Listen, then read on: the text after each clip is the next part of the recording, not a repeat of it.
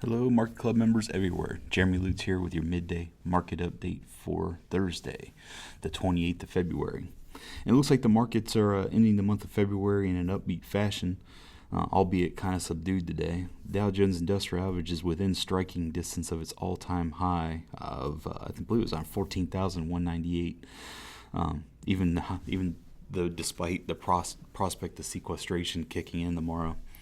Some big name companies reported higher than expected quarterly earnings, along with some big time misses today, which is leading to a mixed market. We'll take a look at two of the big time misses, which were Groupon and JC Penney. And actually, if you haven't voted yet today on our polls on both our I Know blog and our members blog, I have just a quick question.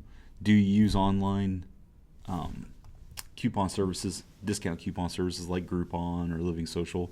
Just head over there, give us your thoughts, give us a quick, simple vote, and see if we can't get a conversation going today about it. I know myself, Groupon first came out, thought it was really great, used it quite a bit, and it's definitely fallen off from my interest. And it doesn't seem to have as many of the things in it that I'm interested in or that I want to purchase right now.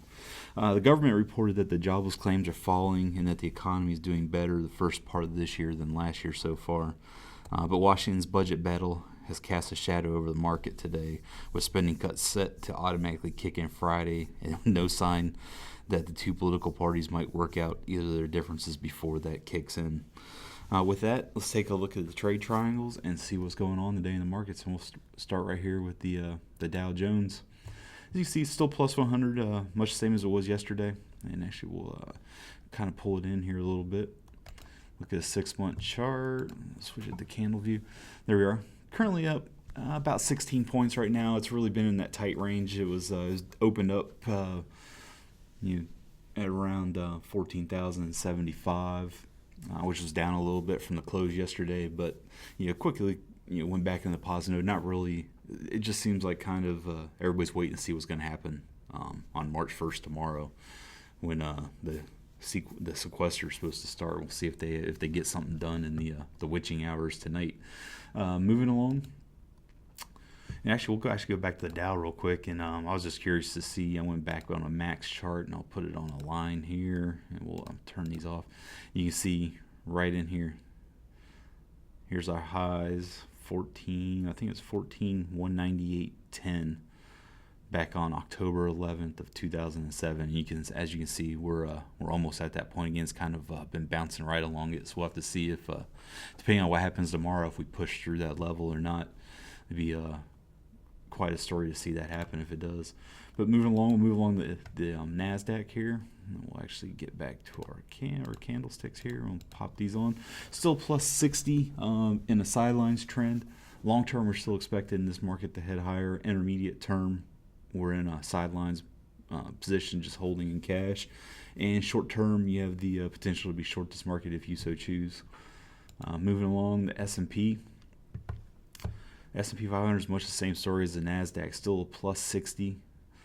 Long term, we still expect this market to head higher on a green monthly trade triangle. Intermediate term, we're on a sidelines and a cash position based on this red weekly triangle. And short term, you have an option to be short this market based on a daily red trade triangle.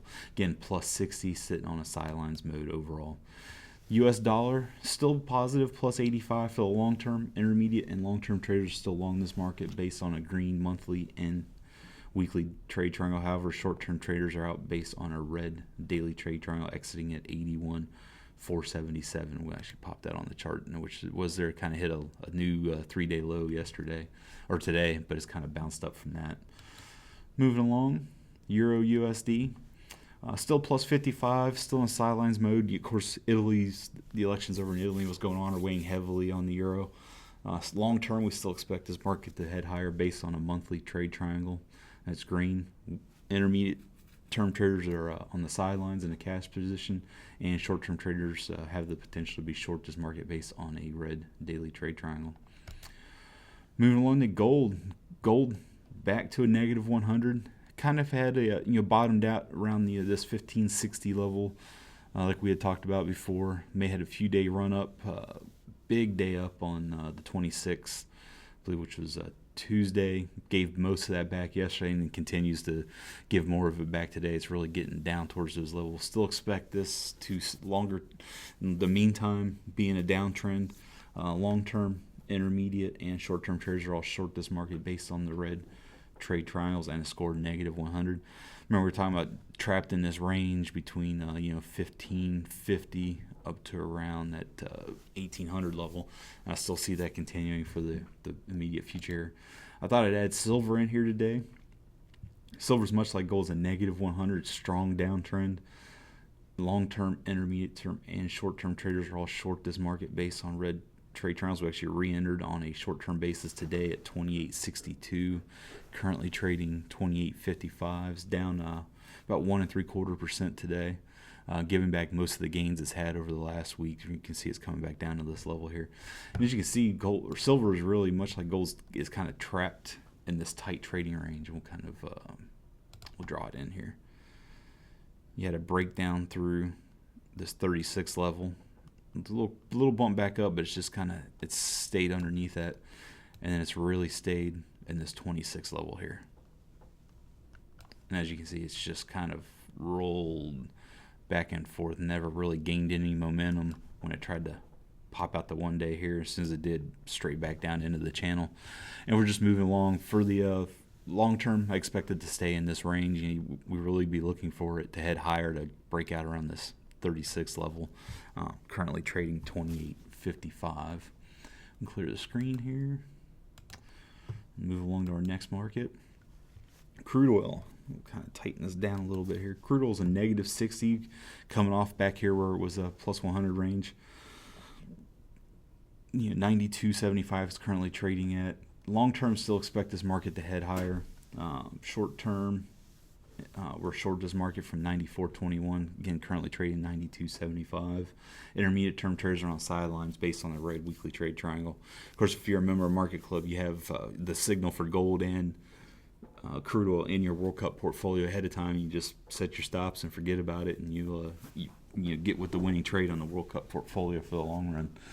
Definitely a nice setup and a great asset to the members of MarketClub if you're a member. If not, I encourage you to try it. It's $8.95. Get a 30-day trial. See what MarketClub, the trade triangles, and all the hubbub's about. And moving along, Groupon. late last night after the close of the market, Groupon said it lost $81.1 million or 12 cents a share in the fourth quarter of revenue, compared with a loss of $65.4 million or 12 cents a share on 492 million sales in the same period a year ago. They actually had sales, $638 million in sales this last time around. Groupon said its results included a one-time loss of 7 cents a share.